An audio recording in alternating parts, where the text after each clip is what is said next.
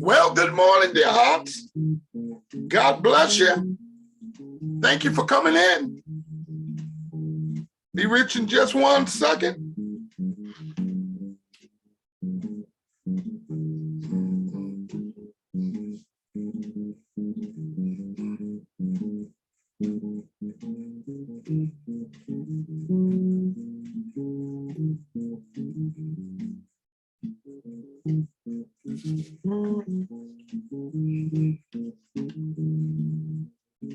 Well, good morning, dear hearts. God bless you. God bless you, and thank you for joining in. Oh, Lord have mercy. Oh, God. I'm about to say Pastor Lives Matter, but that was last night. But good morning, dear hearts. God bless you. Thank you for joining in the morning devotion with Bishop G. That's right, BG. That's none other than me, the Bishop Dr. Sidney L. Gaines, coming before you once again alive, well, and of course, as you can see, we are still kicking. That's right, we're still kicking. And thank God for your prayers. I'm so glad that many of you have been praying, because it seemed like we're getting a good start off this morning. And I'm excited. I did my 45-minute walk. I wasn't sure whether I was going to get that in, because I thought it was going to rain on my head. But I had my mind made up. I said, you know what? Rather it rain or not, I'm still going to put it in. And I feel mighty good. I'm on my second week of my 45-minute walk every morning. Hint, hint, hint, hint, hint. I'm just trying to encourage y'all. You got to get some exercise in. You know, with all this work, you got to get some exercise in. Well, dear hearts, we're going to go ahead on and get started. I got some good stuff to share with you. I'm a little bit all over the place this morning because my mind is still caught up on yesterday. Still caught up with yesterday. And of course, I got some inboxes that some of you was not able to get yesterday's production, was not able to see it. And I think something came up saying that is no longer available, or whatever might be the case. I know I had some copyrights jump up all over the place, that video, you know, but that's where my mind was yesterday when I woke up and thinking about, of course, all the situations going on around the world. You know, I think I woke up with that on my mind. And the song came in my mind from Marvin Gaye, Make Me Wanna Holler. And so, of course, I just had to share that with you, but I wasn't thinking that, my goodness, copyright's gonna pop all over the place. So they wasn't going to let that whole video, usually they'll cut some of it. But in this case, of course, maybe because I allow it to play all the way, they cut the entire video. Many of you are not able to get it. I'm able to get it. In fact, I was listening to it this morning, but I'm getting texts and inbox that yesterday, that wasn't able to get yesterday. So I'm so sorry about that. I try to be careful with that. But like I said, that video, it just spoke. It just spoke. They say a picture speaks worth 1,000 words. And that video with that song just spoke so much volume of where we are today, what we're dealing with today. And it is a bunch of confusion, But the good news is, that even in the midst of all the confusion, you and I can shine. That's the good news. The good news is, even in a dark world, as dark as it is, the stars still can come out bright. Yes. Bishop is calling you a star. I believe that anyone that's taking control of their life, anyone that have come to the decision that if change is to be, it's up to me. In my book, you are my shining star. You are a shining star. And if there's ever a time that the stars need to be shining bright, my goodness, this is the time. This is the time. And on the song, y'all know the song, you're very familiar with it, by Marvin Gaye. Sometime Make Me Wanna Holler. Y'all know the song. The inner, what is it called? The inner city blues. The inner city blues. Well, now it ain't only in the inner city blues. It's out of the city blues. The blues is everywhere because everyone is being affected. Everyone is feeling the pressure. Doesn't matter you live in the suburbs, the urban. It doesn't matter where you live. Rather you live in a ghetto or rather you live in the rich community, neighborhood. You're going to feel the pressure of life, of this time. And God knows everyone is feeling it. But you know what? It's those that have prepared themselves. I brought forth an encouraging word a couple of weeks ago. Now, I'm not sure, rather it was on Pastor Lives Matter, because I do speak to a lot of pastors. I feel that my mission and job in this season is to encourage pastors. And so I brought forth a message entitled, Prepare and Be Ready. Prepare and be ready. If you're prepared, when whatever comes, you're ready to face it. You're ready to deal with it. That's right. You're ready to deal with it. Because, dear hearts, in this life, you're going to catch hell in the beginning, at the end, and if you're fortunate, you might catch a lot of it in the middle so it don't pile up at the end. But it all based on how prepared are you? Are you prepared mentally? Are you prepared emotionally? Are you prepared economically? Are you prepared spiritually? It all depends on your preparation, how you're prepared. Are you prepared to be ready for whatever hits you? Yes, from time to time, I post this post about the bird sitting on the fence, and he just got his head bowed down. He's weathering the storm. That's right. The storm is going to blow over after a while. The dust is going to settle. But the question is, are you still standing? And that's going to all depends on your preparation. Preparation, Bishop, what are you talking about?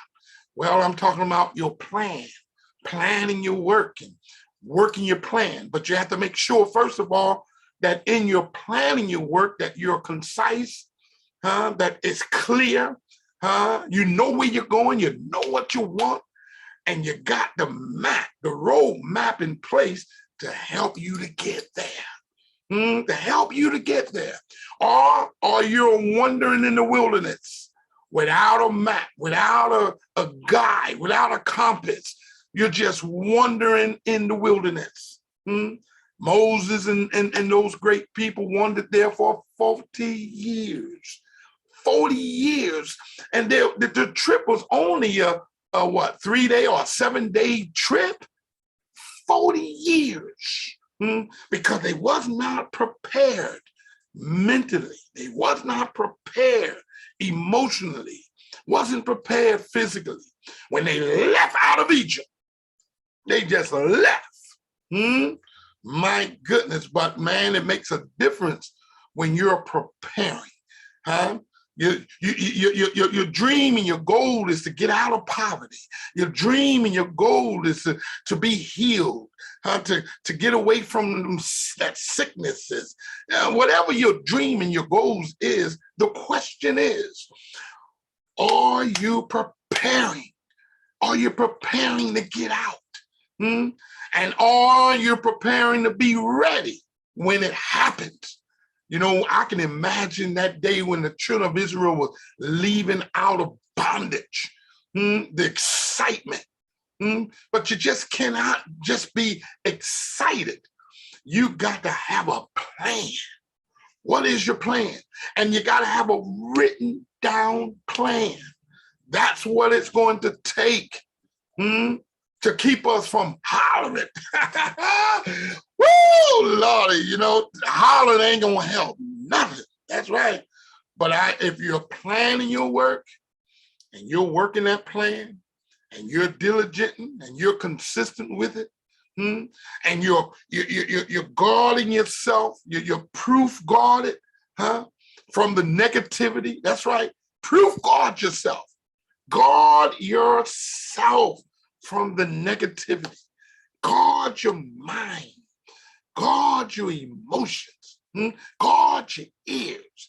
Guard your eyes. Guard your nose. Well, that indicates, of course, discernment, the spirit of discernment. You have to guard that. Make sure that your signals is correct. Guard your mouth, because you got to be careful in what you say. You just can't say anything. My goodness, you got to guard yourself. Well, speaking of that, let's go ahead on and let's cover ourselves. My goodness, because that's part of the process of covering yourself, guarding yourself. Yes, just like people put sunscreen on. They put sunscreen on to protect the skin from the sun, from sun rays, sun cancer. Well, you know, you need to put some anointing oil to protect you. That's right. Protect your mind. Because the mind, what they say, is a terrible thing to waste.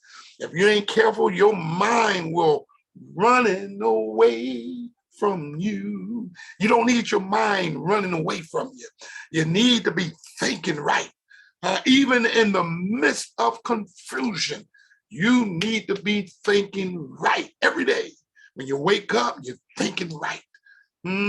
Course of the day, you're thinking right. Before you close out your evening, make sure you're thinking right. Cover your head. Why? Because your emotions, my goodness, they just cannot be all over the place. It is dangerous to have your emotions running all over the place. You got to bring those emotions in. You know, last night I had the opportunity to go to our city council meeting, and I tell you, well, it was a victory, you know, but emotions was all over the place. And you know, I'm telling you something. When the emotions is all over the place, when your emotions is running all over the place, it's hard to stay focused. Did you hear what I'm saying? When your emotions is running all over the place, you'll make decisions, you'll make statements, you will sanction things that later on will come back to hurt you. It's important that your emotions be leveled, be leveled. Well, Bishop, how do you do that? Well, I can't go all over all that in this one session, but go to my YouTube Morning Devotion with Bishop G and look at some of my earlier broadcasts, and I deal with that, about that emotions. But right now, the important thing and what helps you, can help you, with a quick fix, of course, is to cover yourself. Huh? And of course, that morning devotion, have a conversation with the Father. Cover yourself, cover your head, cover your ears, cover your eyes, your mouth, huh? Your legs, so you can stand, and of course your feet to stay on the straight and narrow path. What's going to help you with that? That conversation, starting a conversation in the morning. First of all, waking up, as my dear friend, Pastor Russell Fox would say, good morning, Lord. First, wake up being grateful. Grateful that you woke up. Grateful that you have another opportunity. Even though yesterday is gone, but you have another opportunity. Even though, the mess might have been created, that old house that's sitting there on that block that's worn down, tore down because of lack of support, lack of love and tender kindness. But you got an opportunity now to build around that old house. I often tell this story, when I used to travel down to Wildwood to go to church from Trenton, there used to be a place that used to be a landmark for us. We always knew when we saw that little house, we knew that's where we turned right. And it was an old house. But we knew that when we saw that house, just turn right. But one day we was heading down after hadn't been down in a while. And so we decided to go down and visit our, church where we came from. And we're looking for that old house. And we never saw the old house, because what had happened was they had built around that house. Now, I was told later, the old house was still there because it was historic. They couldn't tear it down. But what they did, they built around that old house that if you didn't know about that old house, you would never thought that there was an old house there. You didn't know about it. Everyone that's coming along, all they saw was a beautiful, and it was beautiful. They built a beautiful house. Big old yard, beautiful flowers, landscape, but just outstanding. Well, that's what you and I could do. We can't go back and change the past. No, we can't. Some things we can't fix. And I don't care how many apologies you make, some things just can't be fixed. But you can continue to build around it to years to come. Unless you look back in the archives, you'll never know that that was there. So that's what we're doing. We're rebuilding. Wake up every morning. Lord, thank you for another opportunity to build. Thank you for another opportunity to plan. Thank you for another opportunity to work my plan. You start off with that. Being grateful and thankful for the things he has done, the things he's doing. And then if you really want to step your game up, start thanking him for the things that he's going to do, even though you don't see it, but you believe because you're on the right track. You're doing the right things. You're doing the right things. I'm in my eighth day or my eighth day of walking. And when I first started off, man, I'm telling you, my legs, was aching me. First few days. But now I'm starting to feel good now. My walk is a little bit more. I've got a little bit more stride in my walk. Somebody told me the other day, said, man, you walk like Denzel Washington, man. Woo! I got that walk, that walk of confidence. That walk that, hey, I'm going to get rid of this keg and get back to my 6-pack, my 8-pack. That's right. That walk of confidence. But you got to start somewhere. And then you got to continue to keep it going. You cannot, get lackadaisical. You can't stop. Why? Because they depending on you, Shirley. Woo! The people are depending on you. Guess what? Your family is depending on you.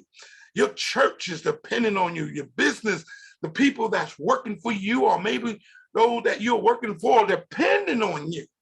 You know, one of the pastors on yesterday, after the meeting was over at the council board, and me and one of the great pastors here in Trenton that I highly respect, have so much respect for, and he came up to me, he said, Bishop, I need you to be a part of such and such and such. And I said, okay. And he said, no, Bishop, I need you to be a part. He says, I'm depending on you. And when he said that, I felt that. You know, most people will say things and you don't think nothing of it, you know. But when he said that, I felt that. I felt that. And, you know, it feels good to be depended upon. It feels good, as I said in my message on last night with the pastors, it feels good to be used by God. Huh?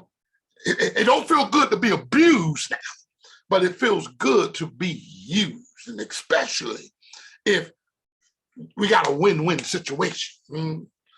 You getting something out of it, and I'm getting something out of it. I often say I don't mind being used as long as I'm getting something out of it. That's right. It's helping me to reach my bottom line.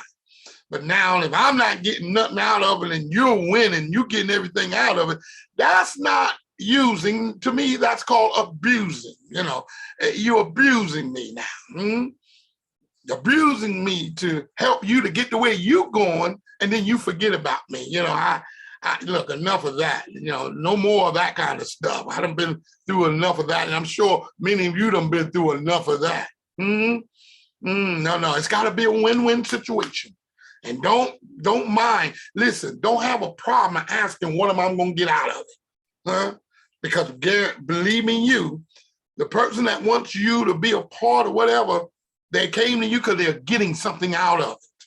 So you need to know, what am I getting out of it? How am I going to help my family, my bottom line? How's it going to help my growth? How is it going to help me mature and be better today than I was yesterday? Ask the questions. What are we going to get out of it? Don't be afraid to do that. All right, dear heart. So do you have yourself covered? All right, if you got yourself covered, let's see where we're going to launch off at.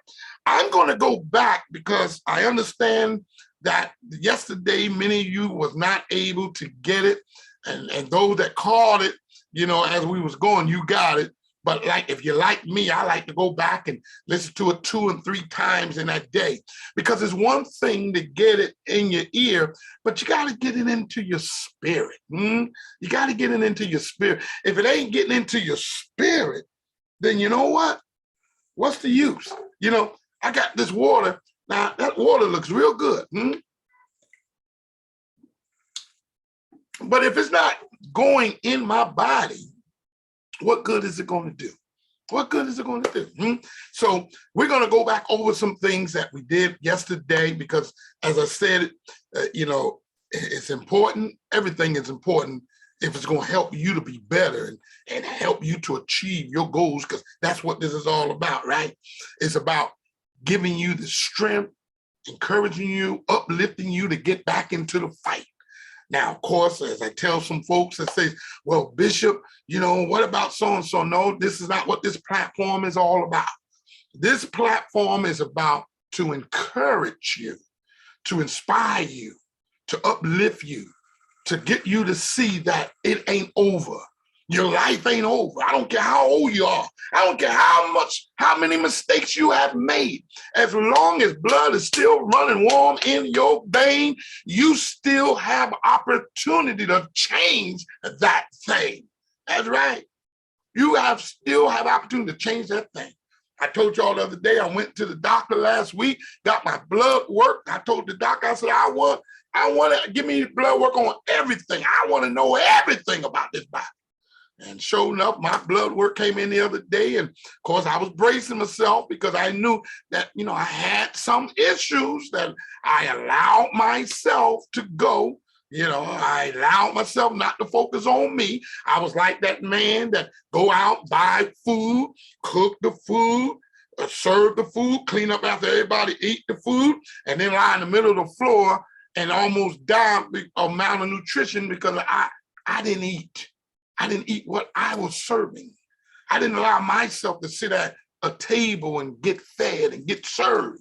You know, you keep on putting out and don't receive in, eventually it's going to affect your body. And so my whole body had been affected. But you know what? When I got that report and start going down it, man, I say, yes, Lord, thank you. Because I'm working on it. I'm working on it. Got that cholesterol down. I need to get it down a little bit more farther. My PSI is good. I'm in normal range. So I ain't got to worry about prostate cancer. My A1C, I'm still working on it. I'm down now to what? I'm down now to 8.2. Thank God I ain't back at that 12.6.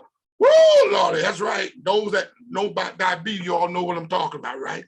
My blood count was over 700. Woo, now I'm down to 125. Fluctuating from 125 to 155, but I'm still in normal range. And my mindset is, look, I'm walking out of diabetes. I'm not going to live with diabetes, because, you know, diabetes end up you getting toes cut off, foot cut off, leg cut off. No, not if I have to. And I hope and pray that your mindset is, if it happens, it's not because I neglected myself. I just had no other choice. But you have a choice in the matter. You can turn your health around. I'm turning my health around. I'm putting up guard blocks from certain things. I don't care what it is. Cancer can be curable. But you got to have a sense of urgency. I don't care how much debt you're in, poverty can be curable. Doesn't matter. You just got to work on it. And that's what this morning devotion is about, to give you the strength, encouragement to let you know that you can do it. In fact, I told my wife yesterday, no, it was someone else I told. I'm often telling my wife, but I told someone else I need 12 people.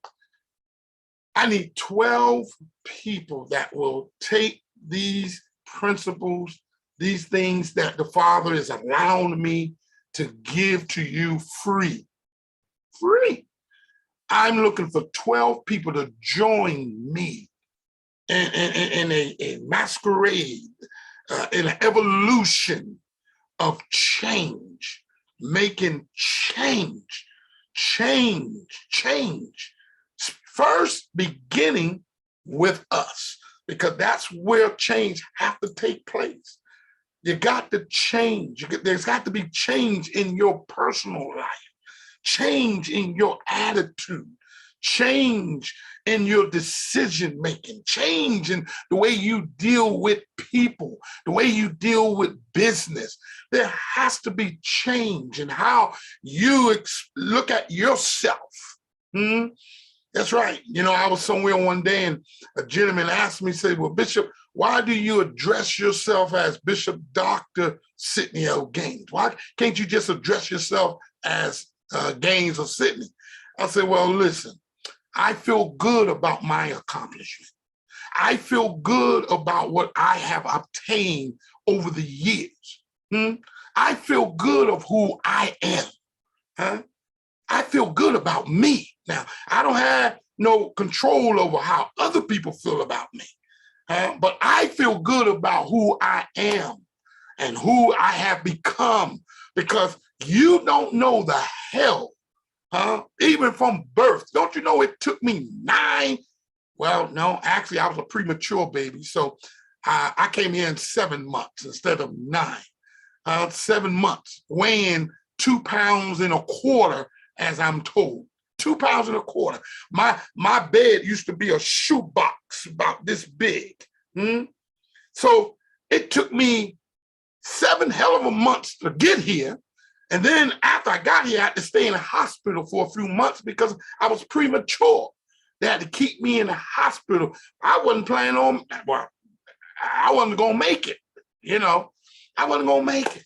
So I know where I came from. I was in 6 foster homes, 6 foster homes. I know the hell that I grew up with. There was a time, there were 3 contracts out on me. Folks out to kill me. Make that a 4th one with the devil because he wanted to kill me at birth. So I worked hard to get to where I am. So don't demean me. Don't be mad at me. Don't hate because I address myself as bishop. I am a bishop. I worked hard to become a bishop. I was called and chosen to be a bishop. Don't get mad at me because a doctor, I worked hard to become a doctor. I thank God he gave me another opportunity. I went to start at college. I fell in love, dropped out of college. But because I started doing the will of God, God said, look, don't worry. I'm going to bring it back to you. So when I address myself, hey, look, just say Bishop feel good about himself. And I feel good about you. Whatever you want to call yourself, whoever you are. My goodness, I don't know why I went off on that. Sound like a little tangent, huh? Please forgive me. But my point is that I want you to feel good about you. It's got to start with you. If you don't feel good about you, don't expect nobody else to feel good about you. If you don't think good about yourself, don't expect anybody else to think good about you.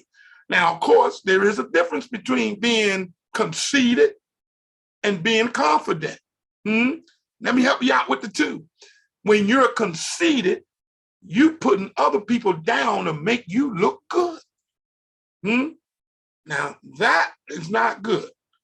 But when you're confident because you know what you done been through, and you feel good about you, and you're willing to help others to get to where you are. That's the difference. So you got to feel good about you. You got to work on you. Whatever it is, you want to lose weight, feel great. Hey, I'm back up to 261 pounds, but man, I see myself already down 200. Back diesel. That's right. Get my 44 chest and my 29. Well, maybe I'm thinking about 32 weights. I don't want to go down too small. That's right. I feel good about me. You got to feel good about you. Feel good about that book that you're writing, that new song that you're writing, that new business you're starting. You need to feel good about it, but you got to be working on it though. Feel good about your family, where your family is going, breaking the rat race, getting out of up from underneath those generational curses. Y'all know what I'm talking about. Hatred, can't stand one another, can't get along, won't forgive one another, angry over a little foolish stuff. You forgot to bring my pot back, and when you brought it back, it had a little stain on the bottom, and I never forgave you for that. You didn't give me a wedding present. I gave you a big wedding present, but you gave me a little small one, so I'm angry about that, and I'm taking it to my grave. Stop that foolishness. Stop that foolishness. Life is too short. People are leaving here and you never even know who your cousins are. Don't even know who your niece, nephew, uncle, auntie, what they have done. Work on that.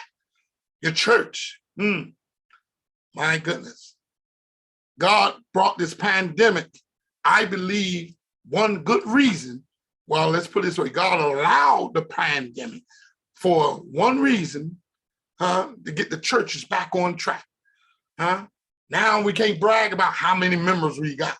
We can't brag about how big our choir is now. Everybody is plain level. Everybody is back. All them folks that done left most of our church, they ain't coming back. They were looking for a reason to get away anyway. And now they got a good one. But even more important, there's a whole lot of folks that needs church. They can come in and the church is starting off right. Starting off with redemption, how to have a changed mind, a changed life, fellowship, the right kind of fellowship. No cliques, no, We all live in the yellow submarine, the yellow submarine, the yellow submarine. And then, of course, equipping. We're getting equipped to deal with things that we're dealing with today. Working on that church, that business. Yes, that business that will be fair in its dealing, that business that will operate with compassion and understanding and not greed. We got an opportunity to build a business that will be a blessing to our community, a blessing to our family. We got an opportunity to build business the right way. And then, of course, the community. We got a chance to build the community. You know, even as bad as it is, you know, there's a place in the Bible where God was going to destroy this place called Nineveh. These people were so wicked, but God sent the man of God to go there. He sent them to go there and give them my word. Go there and be an example. Go there and blow the shofar, blow the trumpet in Zion. Let the people know that there is a deliverer, there's a healer, that you don't have to stay in the state that you're in. You can change. We can change. Go and tell them that. And of course, he went and told them that. And of course, you know, we know the story. He got upset because he wasn't expecting them to change. And went and got on a tree and poked out his mouth and got mad because he really wanted God to kill them and destroy them. But the people changed. The people went down in sackcloth and ashes. The people did as 2 Chronicles, the 7th chapter and the 14th verse. If my people, which are called by my name, shall humble themselves. The people humbled themselves. The people sought the master, the creator's face. The people turned from their ways, realized that their value system was jacked up, and they had to take time out and work on that value system to get rid of some things, to replace with some things, to add some new things, to have a better value system. The people did that, and the city was spared. You know, if we just do the things that we know to do and do them and encourage each other to do them, we'll find ourselves growing personally. We'll see our family, We'll minimize, cut down our young kids going to jail, being killed. You know, everybody looking for a solution. The solution is simple. Really, it is. It's really simple. But it has to begin, though, with ourselves. It's got to begin with us. What we expect, we have to inspect, making sure that we are doing and being all that we can be. And if we do that enough, in many cases, you won't even have to open up your mouth. The radiation, the energy that you bring when you walk in a room, people will say, whoa, who's that person? Who is that? Man, that person looked like somebody. My goodness, but it's going to have to start from somewhere. All right, let me give you that word real quickly here. I'm going off today. I'm just a little bit excited. Let's go back to, let's see, yesterday we went to Philippians. Let me give you these here three scriptures, these three verses in Philippians, the 4th chapter and verse 8 and 9. Let me give you that. Finally, brethren, whatsoever things are true, whatsoever things are honest, whatsoever things are just, whatsoever things are pure, whatsoever things are lovely, whatsoever things are of good report, if there be any virtue, and if there be any praise, think on these things. Those things, 9th verse, which ye have both learned and received and heard and seen in me. Do, and the God of peace shall be with you, even in the midst of confusion, even in the time like these, tough times, rough times, dark times. You can have peace. The Father says, I keep them in perfect peace. I'll keep you in perfect peace if your mind is stayed on him. If your mind is stayed on these things that we just looked at. If your mind stay on honest, what's honest? What's just? What's pure? What's lovely? What's the good reports?